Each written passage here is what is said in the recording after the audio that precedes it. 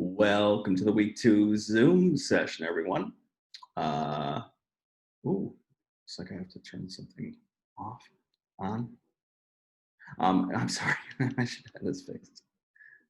There we go. Okay, so welcome to the week 2 Zoom session, everyone.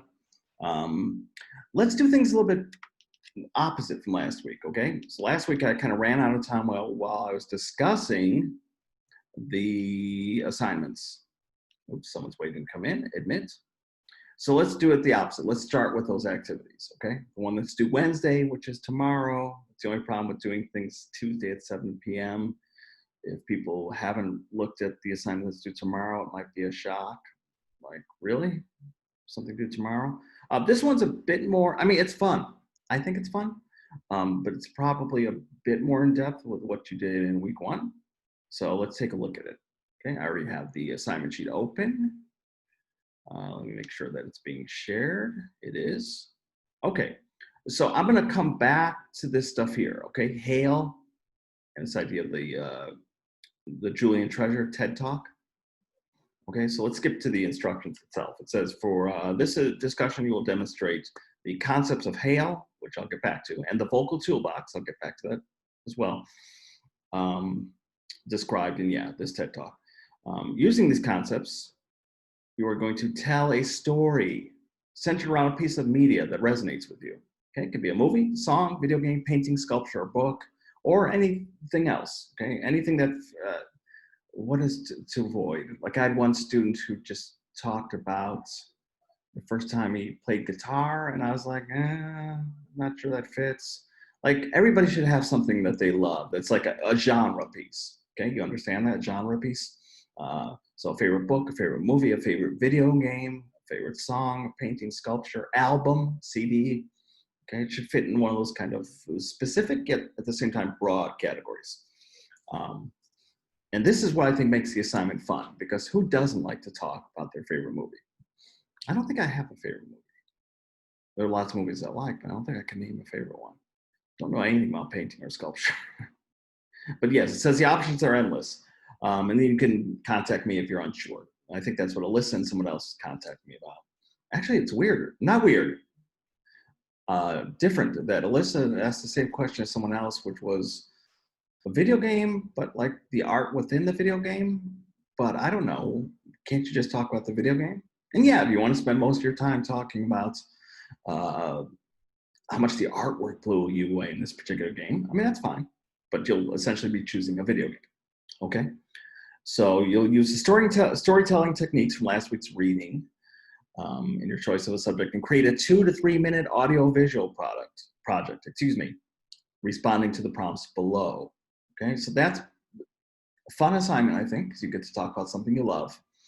The challenge is that, we want you to already start practicing with tools that maybe some of you are super familiar with, but others of you maybe aren't super comfortable with. But start trying now, okay? So the prompts are really general, like when did you first discover this piece of media? What effect did it have on you? Why is it your favorite? How does this work inspire you? So it's not going to be like question, answer, question, answer, question, answer. You are going to tell a story. Okay, you're going to take 2 minutes to sit down. By the way, I think you would touch on most of these things anyway. I wish I could give an example. Do I have a favorite movie? No. A favorite song? Maybe. A favorite video game? Do I have a favorite video game?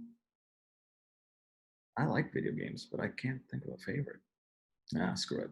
Anyway, I would probably be able to tell you, when I first found out about it, the effect it had on me, why it's my favorite. So these are pretty like common sense, broad prompts. But don't forget that you're just telling a story. Now you're going to do a bit more than that, okay? But that's the gist of it. And on the discussion board, you're going to share your project, and then you're going to respond to 2 classmates, just like you did last week. Then you get more details on what is the project, okay? So video or audio? Video is going to include audio, by the way. But it can be one or the other. So those of you who don't want to create a video, and video means, you can appear on screen talking if you're comfortable doing that, or you can start practicing the kind of presentation techniques that we haven't quite gotten to yet. So, but because I talked about them in week 1, remember I said we're working toward a final presentation that is much more like a short film or a dynamic slideshow, that we're not just opening up PowerPoint and slapping the content of our actual speech or presentation onto the slides and endless bullet points, because what's the point of that, right? Like, who wants to sit in the audience, or who wants to click on your YouTube video and see exactly what you're saying appearing on slide after slide, or the gist of what you're saying appearing in slide after slide? So yeah, I think I said in week 1, I'm gonna sound like a broken record every week, but a visually driven presentation with limited wording, okay? Wording that sort of either frames what we're talking about or guides. But yeah, the visuals and limited wording are acting like a backdrop to what's really important. And what's really important is what you have to say. And again, in 2020, you guys have seen examples of this. Even if you're not a big fan of going to YouTube to watch presentations, you've almost certainly saw them. Like, have people seen those kind of fun presentations where, I don't even know what they're called, but it's like real-time animation. So the person's speaking about, I don't know, the environment. And suddenly you see him like an earth being drawn in marker. And then as he describes or she describes other things, they keep drawing as they go. The drawing's obviously sped up, it's super fast. Like, that's a presentation, but it's visually driven. You're not just seeing the exact words that the person is saying appearing on the screen. So that's what we're aiming for. Not Bill and Ted. I forget what it said. I mean, I know what Bill and Ted are, but what did I say that connects to Bill and Ted? Okay, so you choose either the video formats or audio, okay? Think of this as just purely audio, almost like a podcast, okay? We give some recommendations here. You can use a free program like Audacity. If you have a computer, although I'm sure there are versions available for phone and tablet, QuickTime has very simple recording tools.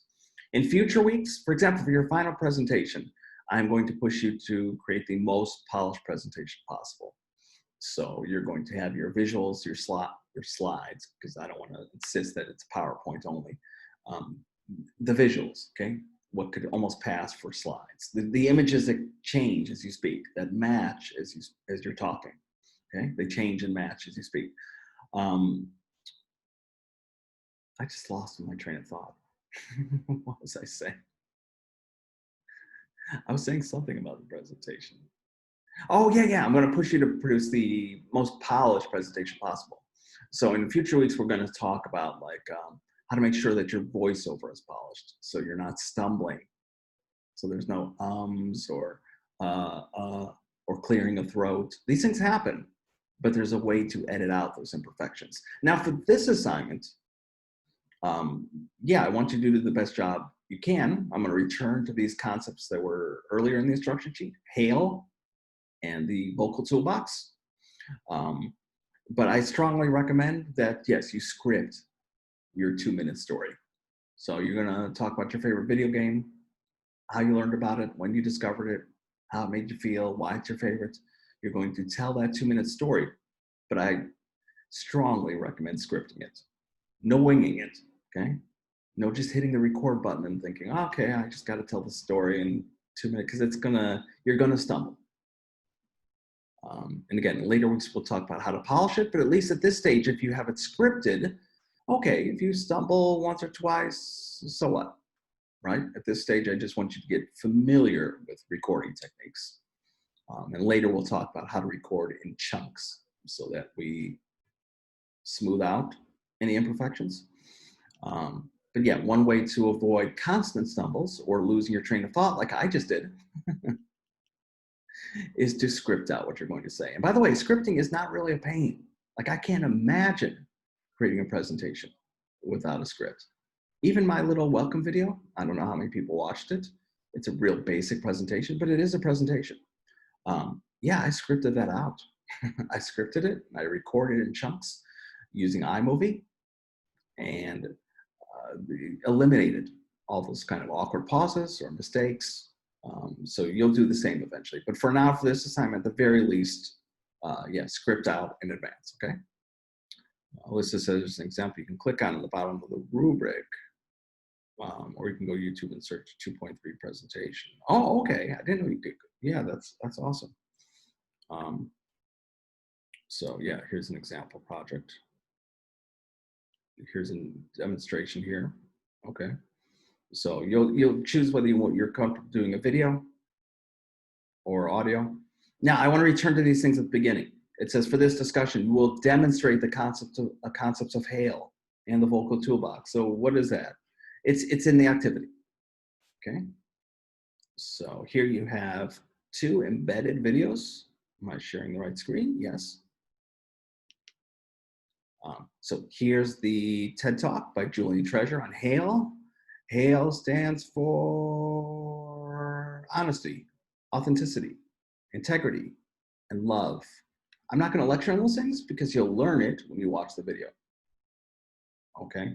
Essentially, both videos are about the kind of finer points of how to be an effective speaker. I don't expect all of you to be like radio DJs and have perfect broadcasting voices at the end, but I do expect you to try, okay, not deliver what you say in a monotone voice. I have kind of a monotone voice, so even during these lectures, I have to be a bit more emphatic, even if I don't sound it, because I'm aware that if I don't speak with energy, then yeah, everything is flat. So both of these videos sort of speak about this. The first video on HAIL, it goes a little bit beyond that, but it's essentially about how to be a more effective presenter and speaker. And this one is all about specifically how to use your voice. Okay, so it talks about things like varying, sometimes rising, okay, not speaking all at one level.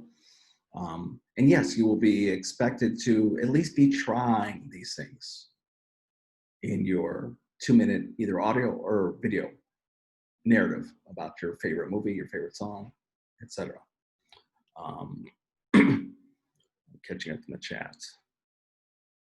Cheyenne transfer English 111. Oh, you don't have to take English, Cassiopeia or Cassie? Okay, well, good and bad. I do love teaching English, and I do see creative presentation students again, so some of you will be seeing me in month 4, whether you love me or hate me. Not all students like me.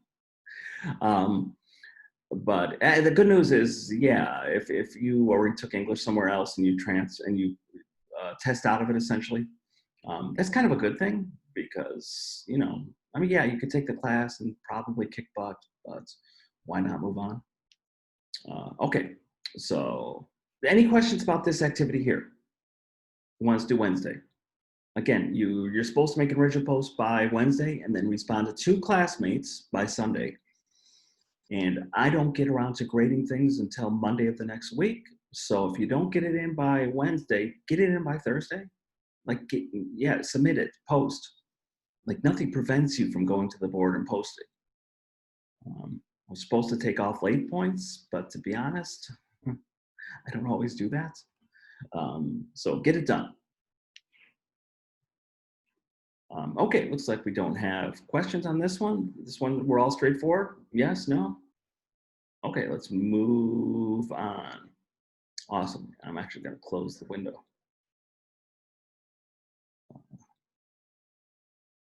Yeah, this is what we just talked about, so let me close that.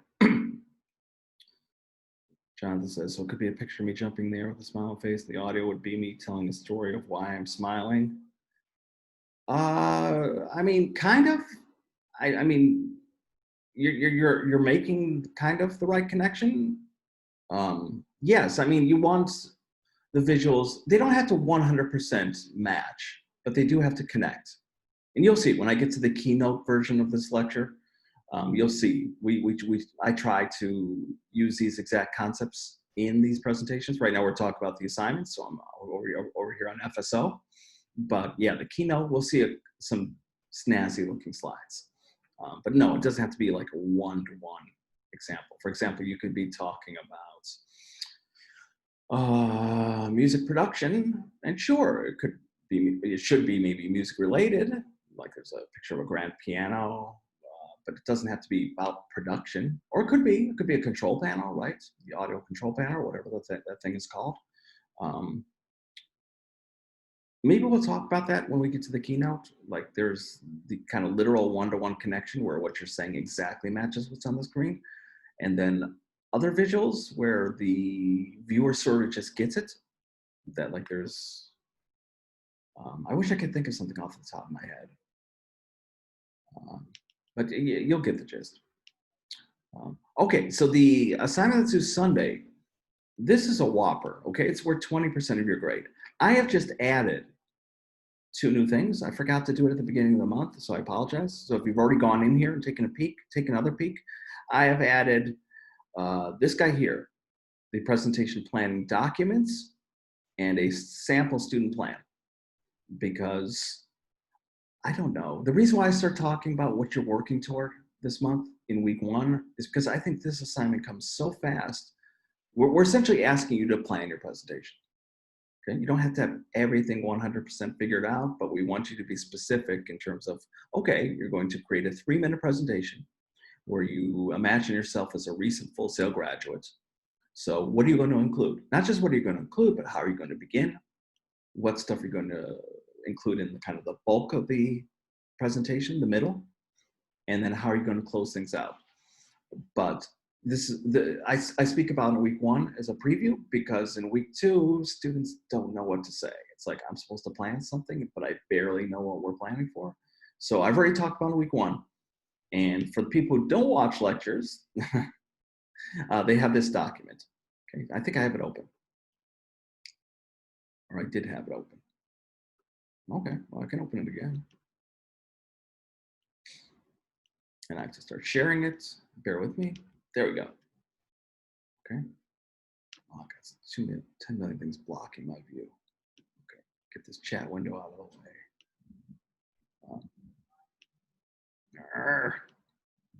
Hold on. You can't see it.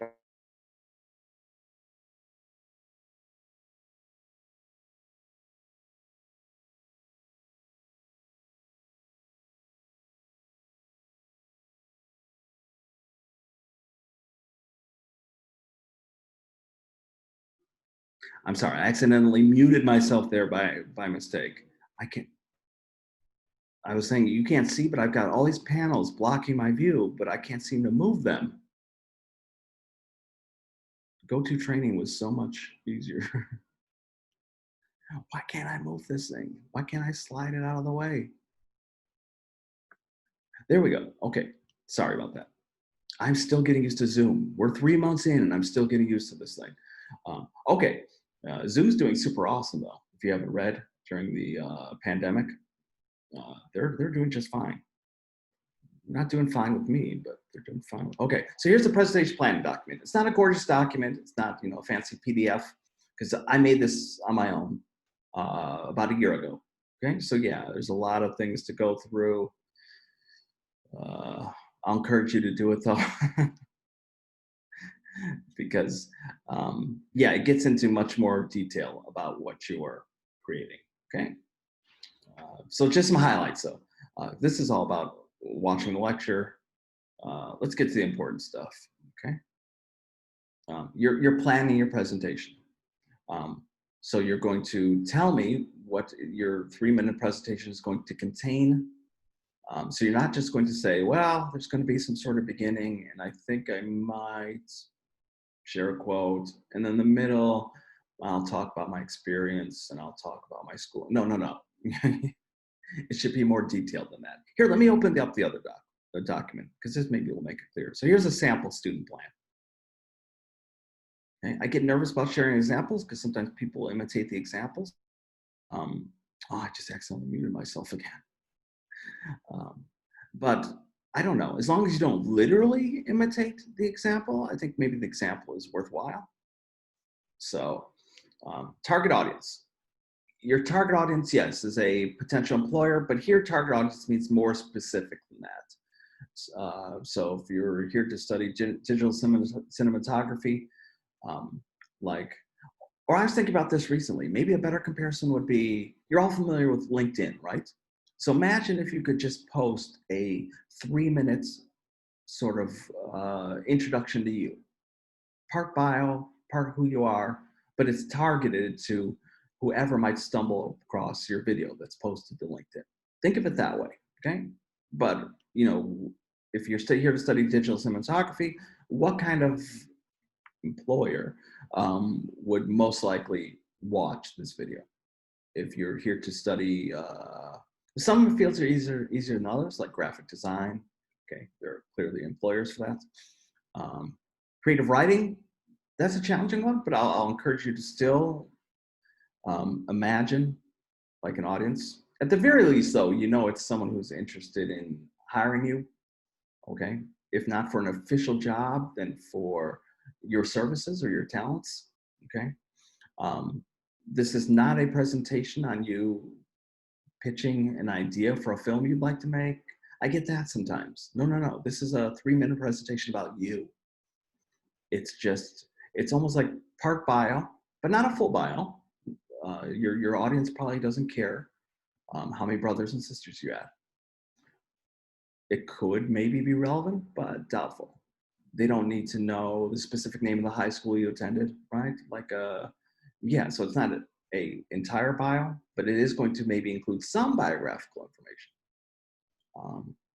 And it's not strictly a resume, but it's going to cover some of that same information. So if we look at the sample here, which maybe you've already been scanned, okay? She names her audience, directors and/or producers she hopes to work with, what technology she's going to use, most likely PowerPoint, and then a beginning. Okay, so she's already decided, maybe I'll begin with this quote from a French film director. And she lists the quote. And then she kind of plans, what she's going to say at the beginning. Then she gets into the middle. So she covers, again,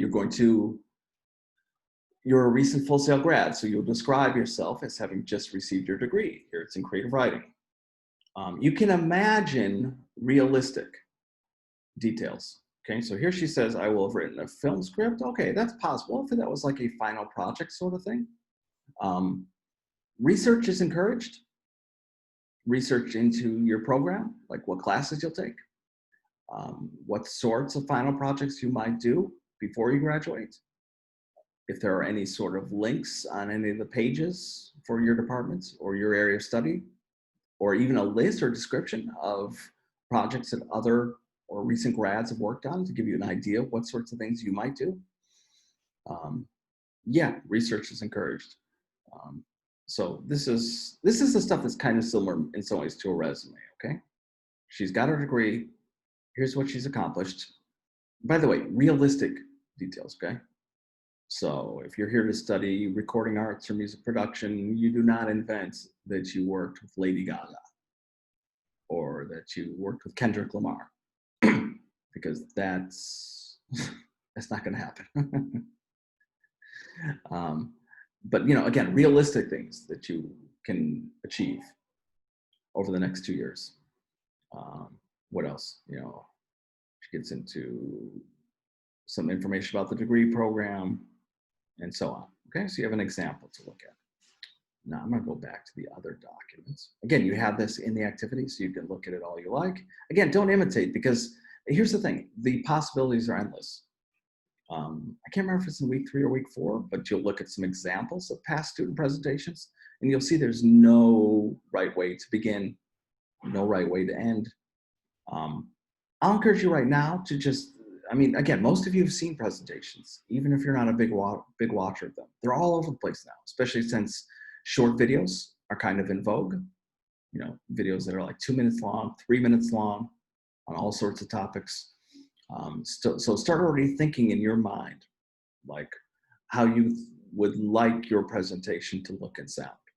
What might include, how do you begin kicking things off? Okay. So we're back to the planning document. Here it says do basic research into your industry. If you don't know much about your industry, because there might be some details that you could sprinkle in, okay, to make you sound like you're a knowledgeable person. Because ideally when you graduate, you won't just be a recent Full Sail graduate, but you'll have some knowledge about your field. Okay, what sort of employer will you be pitching to? These are questions, thought questions. What sort of things would such an employer be looking for? We're going to return to this because I'm going to also beat this drum all month, which is that yeah, put yourself in the shoes of your audience and do it for real. Okay. For example, yeah, you won't be sharing the name of your high school because why would an employer want to hear that? Right? They don't care what the name of your high school is. Um, they probably don't care about your high school accomplishments unless there's something really impressive you did, um, like really impressive. And here's some information on creating the plan. Okay, that the basic assignment is simple. Give me an idea what your presentation will include. And yeah, you don't have to have all the specifics worked out, but here's what we're going for. I would even argue that a lot of it, or not a lot of it, half of it you'll discover when you start creating the rough draft, which is in week 3 of this final presentation. But still, we don't want you to wait until the rough draft to figure everything out. So yeah, things might change in this plan, but we want you to start thinking already. Like, what is your 3-minute video going to include? How are you going to kick things off? With a quotation? With a really, really brief story? Remember, you got 3 minutes to work with. Depending on who you are, 3 minutes is going to feel like an eternity, or it's going to feel like it's over before you know it. So a short anecdote to kick things off, such as how you fell in love with your career field, if that's interesting. Other things that you hear, like for writing papers, so begin with a quotation, begin with a question. However, these can be awesome devices if they're used genuinely. They can be terrible ways to begin if they're just used generically, right? So the paper or the presentation that begins, what is love? What is life? Right? It's a question that nobody wants to answer, nobody really cares about. So it has to be something you're invested in. Okay, so an opening move, right? Like your presentation has to begin somehow. So how is it going to begin? And by the way, there are presentations that begin a bit more immediately. Hi, my name is David Sussman. I am, what am I? Associate Course Director here at Full Sail University. I've been teaching English and creative presentation for 7.5 years, and then so on. What am I missing in the chat? Yeah, what is love? Oh, okay, someone's making a joke. The song, what is love? Yeah, the dance song. But you know what I mean, right? Like when you're just using something generically or mechanically, you're not invested. You don't care about the question. You're just asking the question because someone told me it's a good idea to start off with a question. So here, how you begin? What will be your opening move? And I'm not gonna. Well, I just said it, right? You go to an anecdote, relevant quote, thoughtful question. You might begin with a reference to something current news, or a current trend.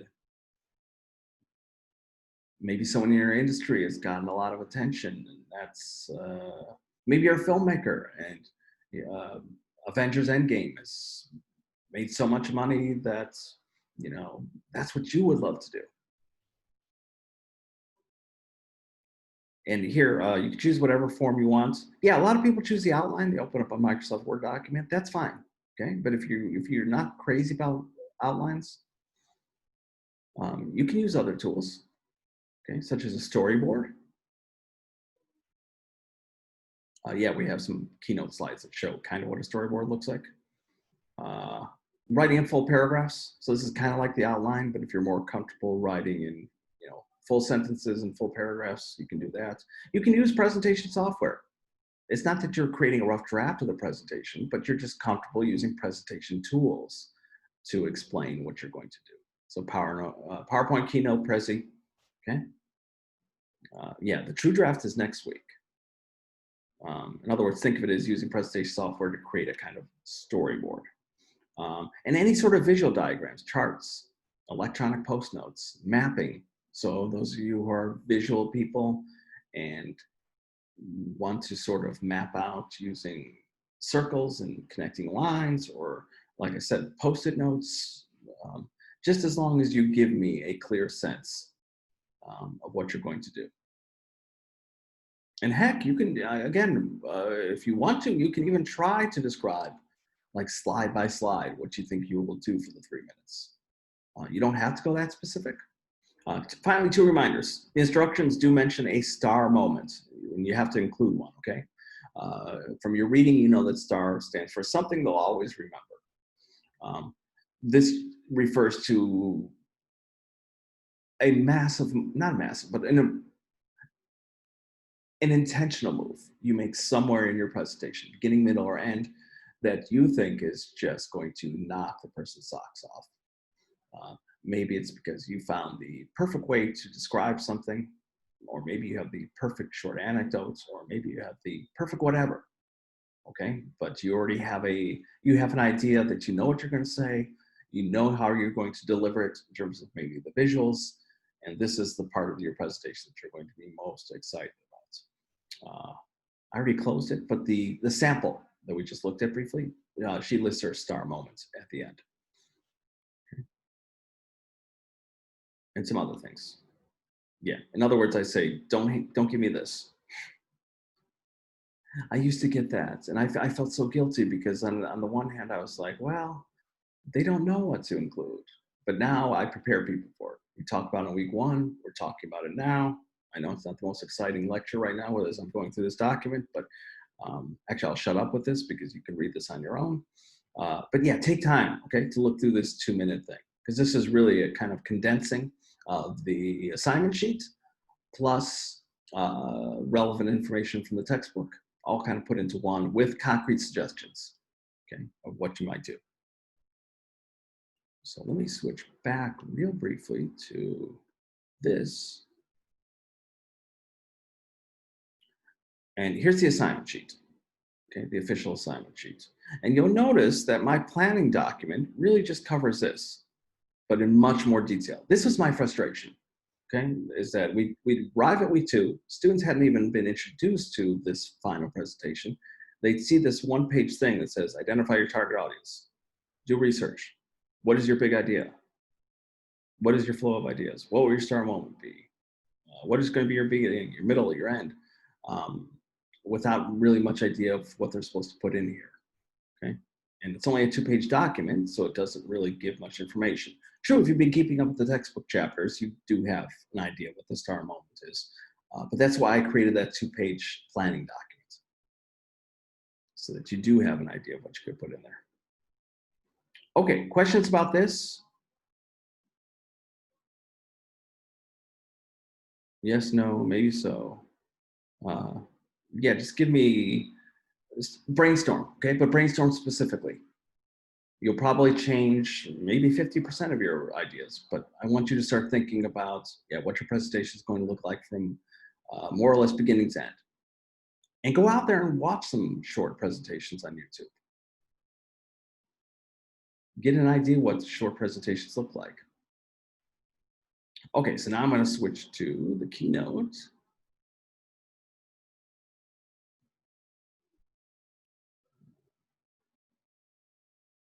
Okay, so here we go. Welcome to week 2. I already said that. Okay, good. Thank you, Jonathan. Some of these slides I'm going to fly past because we've kind of talked about it. Yeah, so okay, so this question of how do you get inspired? So you watched 3 TED Talks from last week. So I want you to start thinking about, you had to come up with like a top 10 list, right, of what makes for effective communication. We don't just have you watch these so that you can watch TED Talks, even though some of them are terrific.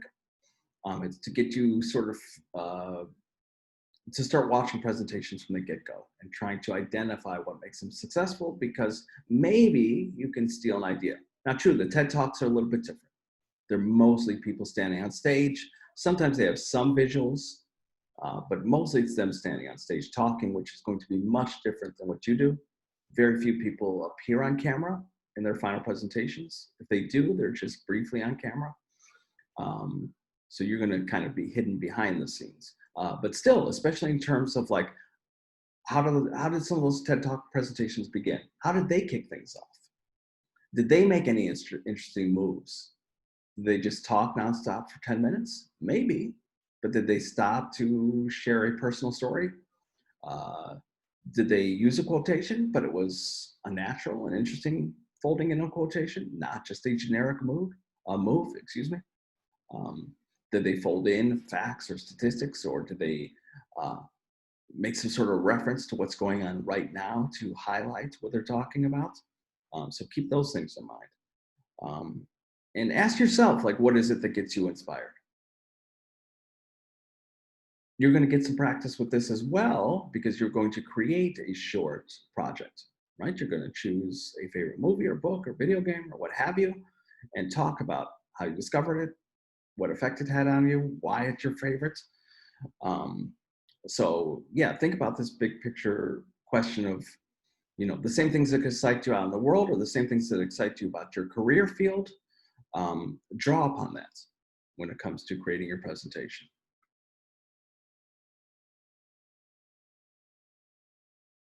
And there's Neil deGrasse Tyson. You all know him. By the way, that's a good idea. I'm going to get back to this later, but like I love watching YouTube videos. They're usually a little bit longer than 3 minutes, or 10 minutes or so, on issues either relating to astronomy or astrophysics. And I'm not a scientist. I don't know anything about it, but I'm fascinated by them. Um, so, yeah, I mean, like the presentations are all around you. So note how they kick things off, or note how they reach an audience, even a general audience, right? They make things clear, they make things accessible. You're going to have to do the same thing in your presentation.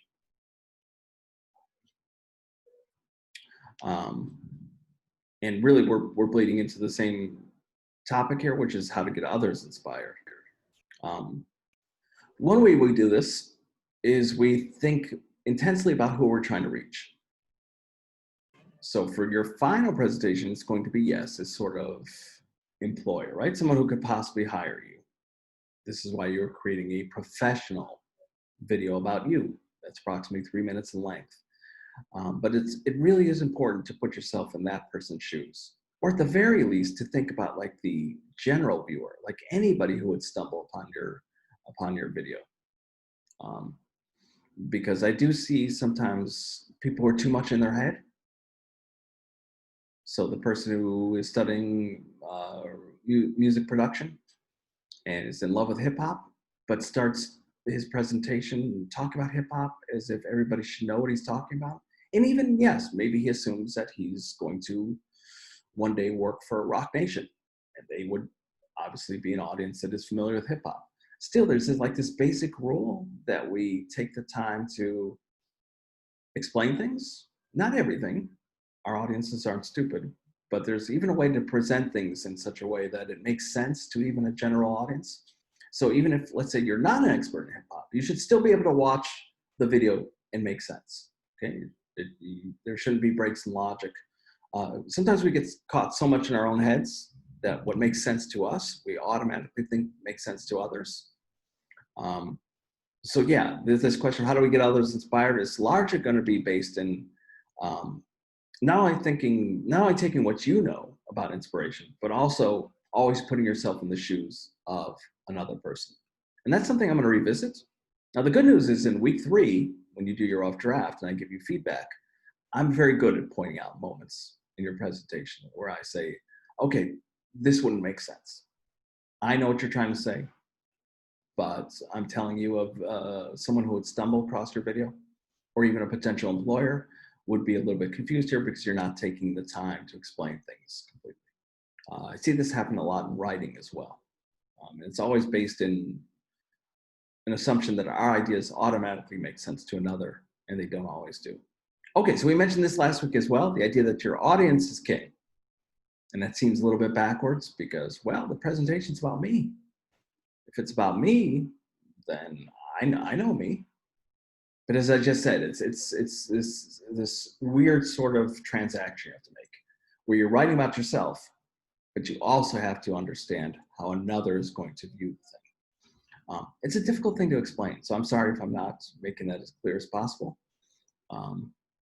It's just as a teacher, I see it all the time. I see it in presentations, I see it in writing, where I know what they're trying to say, but they're not saying it fully enough.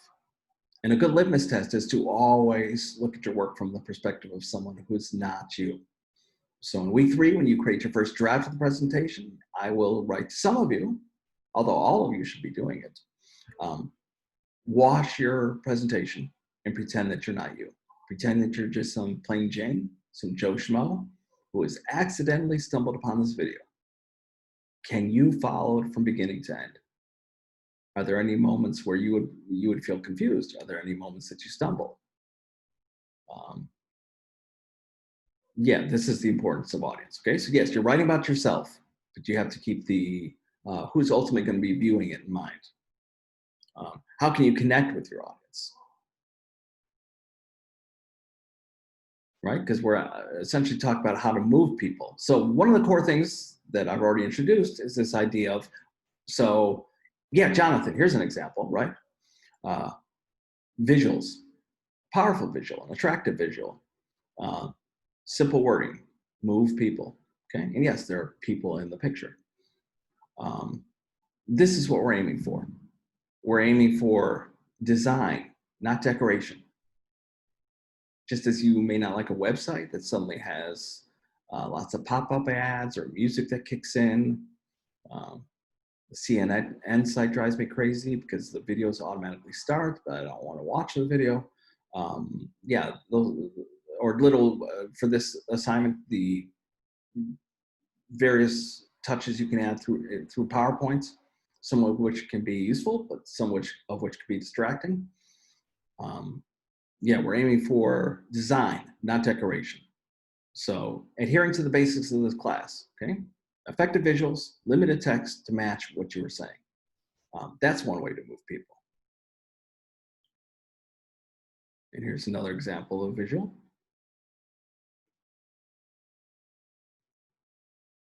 And yeah, we've already talked about this, okay? So we're trying to help whoever is going to ultimately view our presentation to see and understand what we want to deliver.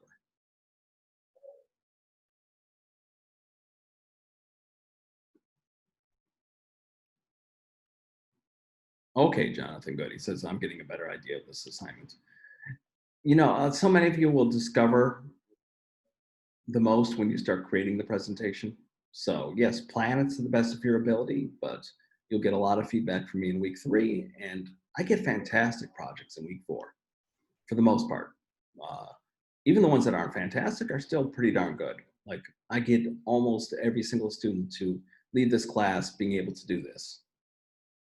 And in future weeks, I'll show you how to do this, okay? How to find an effective visual, how to drag it into whatever program you're using, add text, and boom, you've got an attractive slide, okay? But yeah, we've already talked about this, so I'm gonna skip this, okay? That we help people see and understand what we're trying to say by making sure that we put ourselves in their shoes, okay? And we're not too much stuck in our own heads, that we assume that our own ideas make sense.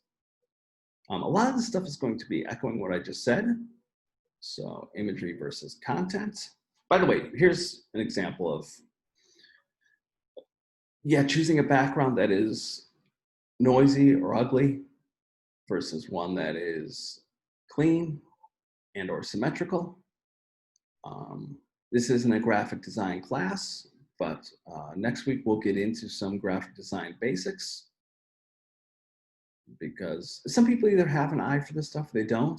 I'm somewhere in between. It's not like I have the greatest design eye, but I'm not terrible. In other words, let's say you are somewhat of a tech newbie. So you choose PowerPoint, which is perfectly okay, because even with PowerPoint, you can follow the basic principles of this class. Yeah, like some people intuitively know how to place things on the slide. Others, it can look kind of haphazard. So we will get into some really basic design essentials starting next week. But for now, I'd say trust your gut. Some of you have great eyes already. You know how, when you're taking a picture, to frame things. Others don't. Some of you know how to design a room. Others don't. Some of you know how to put on an outfit. Some of us don't. Oh, look at that picture. Lucky in a cat. And yeah, this is all about cultivating healthy relationships between the presenter and the viewer. And I wish we would send people out to not just look at TED Talk videos, but to find or assign videos of the type or presentations of the type that you'll ultimately be creating, because they're out there on YouTube. So I would encourage you, just out of curiosity, spend some time on YouTube and find presentations that are mostly visually driven. Because you guys know what I'm talking about, right? Videos where you can just kind of sit back. There are attractive and relevant visuals on the screen, and they move to match what the person is saying. Because studying, examples can give you lots of ideas. This is mostly overview from the textbook. Okay, so your presentation, I'm talking about the final presentation. You're going to have your message, right? This is essentially the content. This is going to be what you're delivering to your audience. Okay, this is what you're going to be planning for this Sunday, essentially. The message. Then there are the visuals. Okay, we talked a lot about that. We've just seen it in the previous slides. Attractive visuals that match, that act as a backdrop or anchor for what you're going to say. And then yes, you're going to deliver it. There's going to be a voiceover, a scripted voiceover. Okay, so you're going to plan exactly what you're going to say. And deliver here also means like the tool you're going to use. And you might give some thought to that. Students, by the way, often know more than I do. So I like to use iMovie because even though it's a video software or a filmmaking software, you can do things like drag in images or slides and then record audio, right? There's like a built-in mic or record function. And then and you can record in chunks. So you don't have any pressure to like record all 3 minutes at once. So I might record the 10 seconds of my script that matches that image I just dropped in. And then you stretch the image time-wise to match the length of what you just recorded in audio. Okay, and then you move on to the next image, and that's essentially what I did for my welcome video, which isn't the slickest looking presentation, but it can be an effective tool. I think someone mentioned Adobe. I mentioned Adobe Spark, but someone mentioned another Adobe product. I forget what it is. There's Prezi. I think Prezi's okay, but to use Prezi really effectively, you sort of have to go beyond just the basics, because if you just stick to basics, it's kind of like PowerPoint. It's a bit more attractive than PowerPoint, but it's, you need to get under the hood to really make it do things that are more dynamic. Even cartoon software, if you're familiar with Powtoon, Powtoon's very similar. Like, it's really easy to make a simple and a little bit ugly Powtoon. But if you really get under the hood of that program, you can make it do some really, really cool things. I think in week 4, when you analyze 3 past student presentations, one of them is in Powtoon. Is everybody familiar with Powtoon? I'm just going to flip through some of these slides because we sort of talked about this. So there's the message, the content of your presentation, the audience, the person you're trying to reach, which you should be thinking about and trying to see things from their perspective. By the way, I'm showing more and more attractive visuals. I have no idea why the E in audience has dropped down.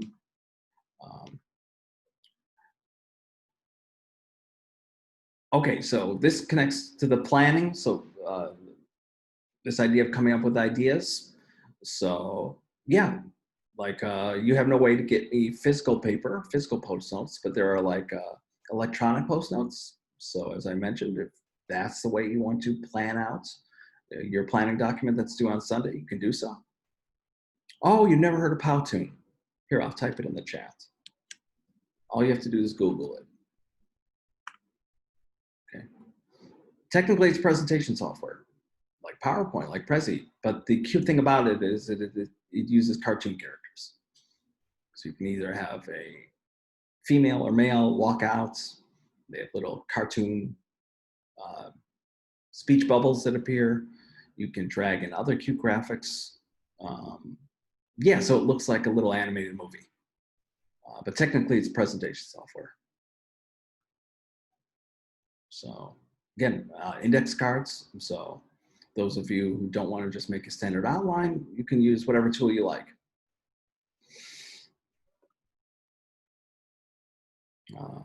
I just have more examples of visuals, so I'm just going to race through these. Sounds groovy. Okay. So here's those of you who are more visual people, and you can accurately like create some sort of visual diagram or map that can clearly tell me what your presentation is going to look like. That's great. Or you can create a storyboard. And here's where PowerPoints could work well for this planning assignment that's due on Sunday, because yeah, I mean, you just present slides, describe what's in your first shots, and either drag something in that might be close to what you'd like to use. You could go to Copfight or Pixabay. Remember, for last Sunday's assignment, I recommended Pixabay because Pixabay has attractive visuals for free. Or you can fill up the slide with something else, a description of what the visual will be, or a placeholder visual. Okay, it doesn't have to be exact, but you don't have to create a standard Microsoft Word outline, even though I'd say about 75% of people do. So more examples of visuals. So we'll talk about this in future weeks. For example, the rule of thirds. So if we look on the right here, okay? So the rule of thirds means, I don't know, can you guys see my cursor move, or you can't? Because it would be so much easier if you could see my cursor. I bet you can't. Oh, you can see it, awesome. Okay, so look at this picture of the cups. Believe it or not, okay, so the rule of thirds means we can take any space and divide it either horizontally into threes or vertically into thirds, okay? So if you look at the cups, it works both ways. So the kind of rightmost third vertically is completely filled. The kind of middle third is sort of half empty space, half this pyramid of cups, and the final third is empty space. But the reason why this looks attractive to the eyes is because it's sort of working that way, okay? They just didn't put a pyramid of cups in the dead center. They've created this sort of negative space. And it works also horizontally. So the bottom third, it's mostly filled. The middle third is somewhat filled. The top third is mostly empty. And by the way, this image here would work well for a slide in a presentation because you have all this space to put text. If this were so crowded with visuals, it would be sort of hard to incorporate text. I mean, yeah, you could put borders around it to make it stand out, but choosing the right image helps. This one, it may not look like it's as much perfect as in thirds, but it kind of is, okay? So the bottom third here is mostly the ground. The middle third is the trees and these sort of the lights, the street lights, and the top third is the sky, okay? Yeah, I don't think it's working as much in vertically, except to say maybe these three things, each being its vertical column. If you don't remember the rule of thirds, don't worry. Can you spot an attractive looking visual that will work well? That, for example, gives you space to put text here or here. Obviously, there's room to put text here. Or just as you're seeing in this slide, you create an attractive border and boom. More examples. Again, we'll talk more about graphic design. You have some chapters coming up in Slideology that really do get into specifics about graphic design. So I'll encourage you to, at least, like I said, I'm okay with some skimming, some reading for gist. It's not a graphic design class, but I do want you to try to make your visuals as clean, as lined up. If you're using PowerPoint, PowerPoint even helps you because grid lines appear. Those grid lines are helping you, trying to tell you where to place things. But if not, you sort of have to try your best to figure it out using the tips that I'll give you and the book chapters will give you, okay? Again, more examples. Yeah, motion. Okay, so for the most part, you should probably be avoiding motion, especially in PowerPoint. I mean, if it's a subtle thing like a dissolve, but even dissolves can be a little bit distracting or very slow. Like the dissolve takes really long to go from one slide to another. Again, this idea of design, not decoration.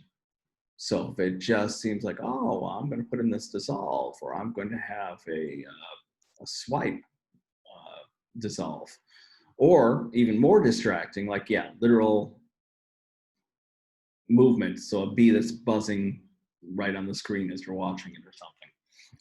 There are some exceptions. I've had, for example, film students who fold in examples of their film work in their final presentation. So there might be a 10-second clip. That's different, but that's not decoration, right? That's someone showcasing their actual work. There are always exceptions. So there are times where maybe some motion elements could work. But yeah, use that basic rule of thumb. Is this essential? Is it a design essential, or is this just decoration? Yeah, Brian, don't worry. The lecture's recorded, so you can always just watch what you missed. Delivery, again, we've talked about this a little bit. So there's gonna be the human elements. Not in the sense of the TED Talks. So you're not gonna appear on a stage. Nobody's going to be delivering a public speaking, live. You're all going to be doing this. You're going to script what you want to say. You're going to carefully record it. You're going to have it match with images that appear on the screen, and that's going to be your final presentation. Okay? But there is a human element in the sense that, yeah, your voice is going to be heard. That's why for this week, we have you practicing, trying out some of those vocal techniques, okay? Because we are going to hear your voice.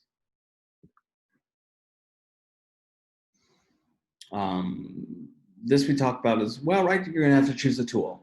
So anybody know what kind of tool they'd like to use?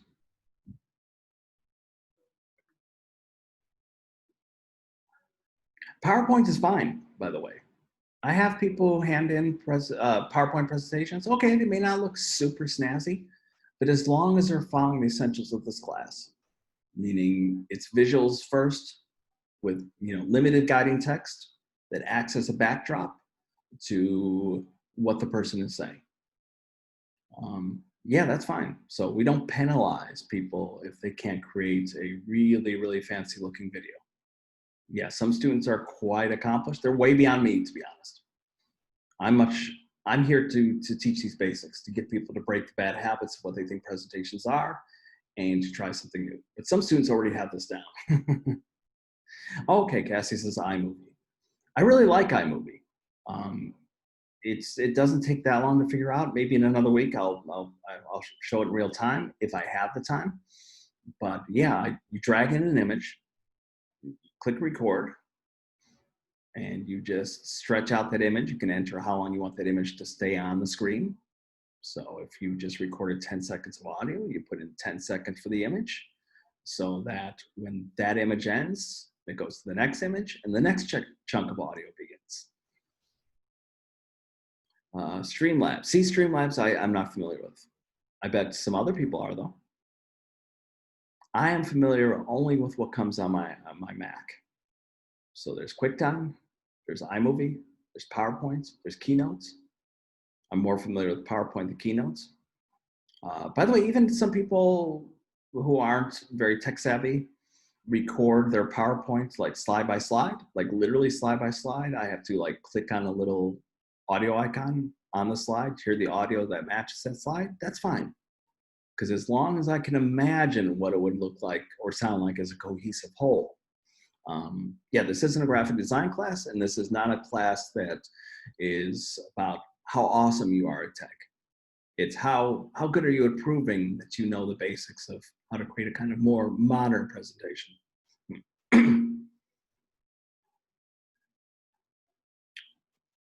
Yeah, Cassie, we can definitely do that. I have to play with iMovie because it's been a while since I've used it. Yes, iMovie is a Mac thing. But any sort of film or movie making software or apps should work more or less the same way. I mean, yes, Apple's kind of famous for user-friendly tools, but whatever, I don't even know the programs on PC anymore because it's been forever since I had a PC. But they'll have all these basic things, right? There were even times where I would create a slide in PowerPoint. Like I once had to make a map of the United States and to color code it. I was only able to do that in PowerPoint because I didn't have a graphic that I could find online. And you can save an individual slide as a JPEG and then drag that into iMovie. So yeah, I do like iMovie. I've heard good things about, oh, someone just mentioned it to me. It wasn't Adobe Spark, it was another Adobe product. Um, but yeah, that's another popular one. Adobe something. Adobe something. Yeah, maybe it was After Effects and Premiere. I think both of those were mentioned to me. Maybe by you. Okay. Um, so yeah, students are often more knowledgeable than I am. I'm a concept guy. I got to get you guys to stop putting words on in bullet lists and calling that a presentation. I'm well aware that you guys, some of you at least, can create much, much more attractive presentations than I can. Anybody see my welcome video? Like, yeah, it's pretty basic.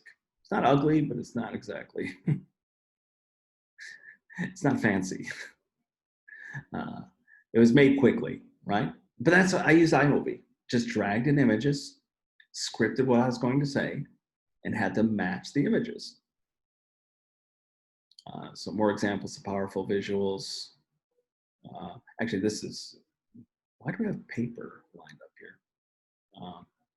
Yeah, I mean, paper, okay, so paper can exist in, if you're attending a real or a live presentation, some people might give you handouts, but actually paper does kind of play a role here, if even if it's not physical paper, in the sense that, yes, you're going to script what you say, okay? So maybe not paper, but you're going to open up a blank Microsoft Word document and plan in advance what you're going to say. I promise you, you're going to do that because it's a huge help. Yeah, thank you for the compliment, Brian. I try to make it funny so people distract from how plain it is. But it works. You know what? It works. I'm actually kind of proud of that one because I appear on camera and it's doing the basics. Like if you can do that, like images that change to match what you're going to say. Yeah, you got, that's why I say this class is much easier than people think. So much easier. Yeah. It's embarrassing to film those things though, Alyssa. Because that means I had to sit alone in my apartment and do these wacky things and record it. As long as it works for the viewer. Oh, by the way, that's a good example. Like, yeah, okay, some people may not like it or may not think that it's funny, but I am thinking like, okay, that was an idea. I came up with an idea. Here's what the text is going to say on the screen, and then it's going to cut to me, right? It's like a filmmaking at its most basic. But that was me coming up with ideas, planning, and I scripted out everything in that short welcome video. Yeah, clipping toenails. What else was I doing? Eating matzo crackers. Something that's ridiculous. Uh, I think we're almost done. Uh, yeah, just look at these rules. Okay. This is kind of important, especially this Sunday. I'll just mention this quickly. Like, yeah, think about what you're doing. Put as much emphasis as you can into the plan you're going to present for Sunday, but don't get too in love with the ideas because you're not there yet. Okay. Some of those ideas are going to change. Some of them are going to change drastically once you're actually building your presentation and finding the right visuals. Uh, so with the whole being too critical about yourself. And at the same time, yeah, explore things. Go crazy. Well, not crazy. Um, Throw ideas out there, okay? It shouldn't just be completely wacky and you're just winging it, but yeah, put your ideas on the page, okay? The worst case scenario, I tell you that I'm not sure if this will work. And sometimes I'm wrong.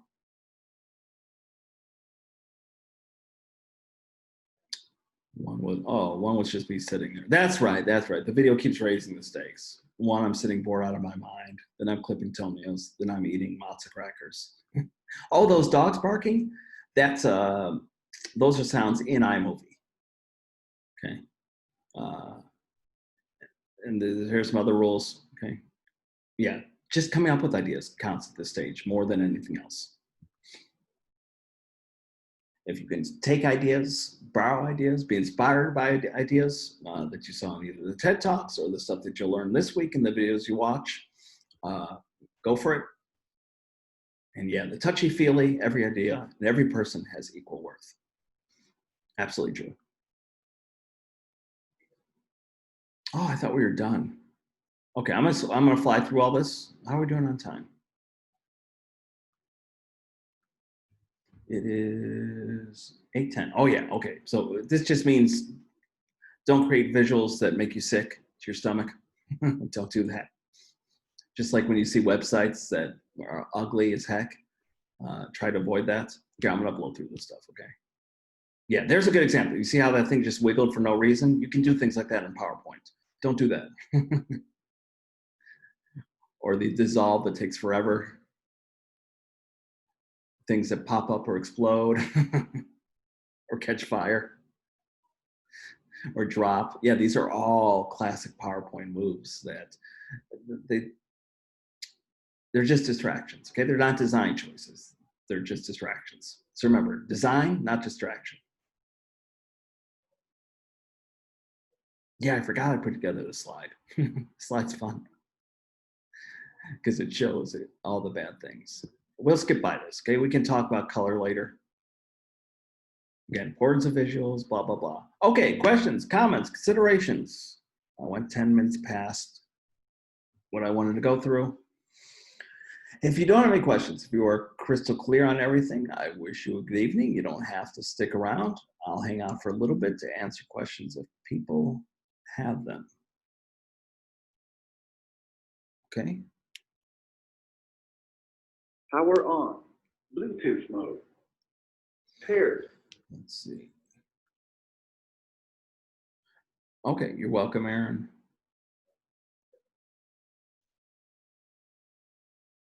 Are there any animations I would suggest that aren't too flashy? I'm sure there are, but I can't think of any off the top of my head. You know, when we get into the rough draft, there'll be a time where I can say.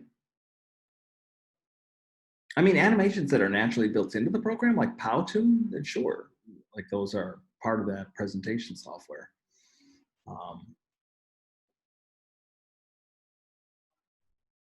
Again, anything it should be relevant. It shouldn't just be like something flashy to explode on the screen or look cool. Okay, again, design, not distraction. Design, not fireworks.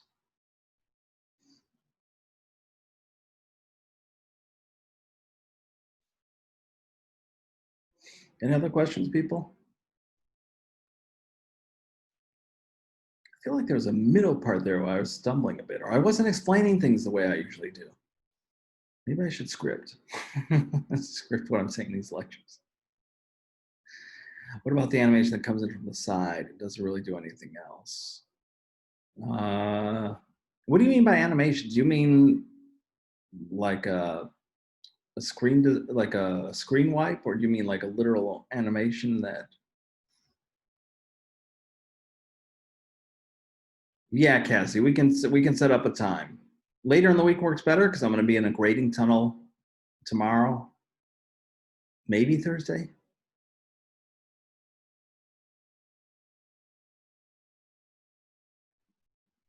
Okay, Daniel, thanks for the reminder. Yeah, if you send me something through email, I'll take a look. I'm pretty good at not forgetting about those things.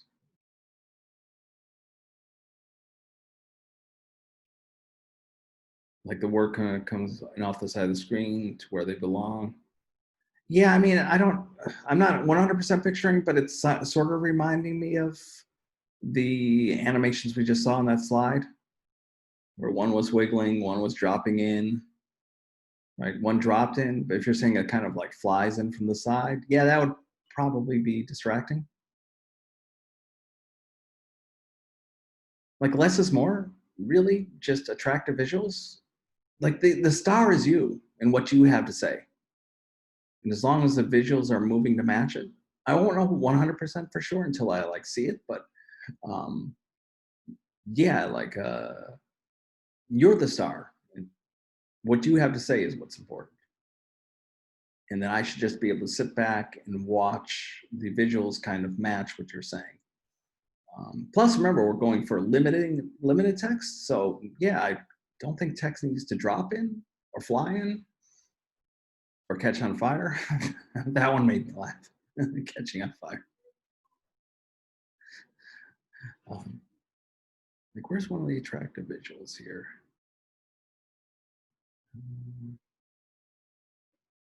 Yeah, like this one. Like, we don't need the words help them see, like, fly onto the page. Like, just them being there, I think, is enough.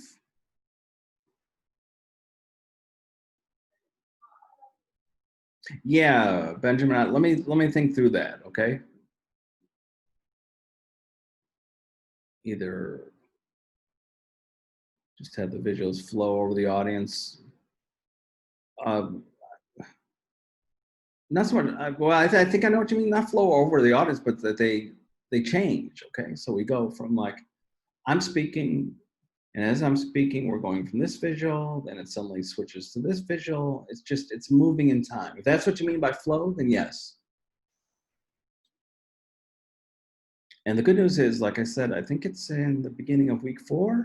You will look at 3 past student presentations, so you'll get to see concrete examples of what students have created. And in week 1, I showed an example. Maybe I'll do that next week. Show. The problem is you can't hear the audio, but you can kind of see like what it looks like. Yeah, the catching fire one is hilarious. It's so bad, I think I like it.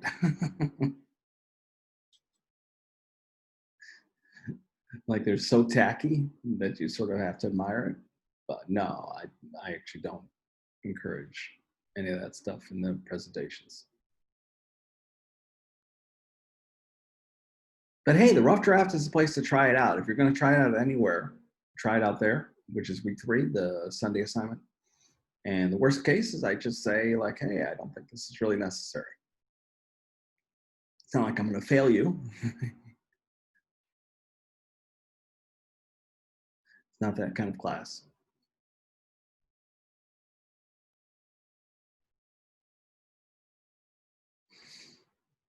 Okay, I think I'm going to go ahead and stop the recording. If I can figure out, there it is now.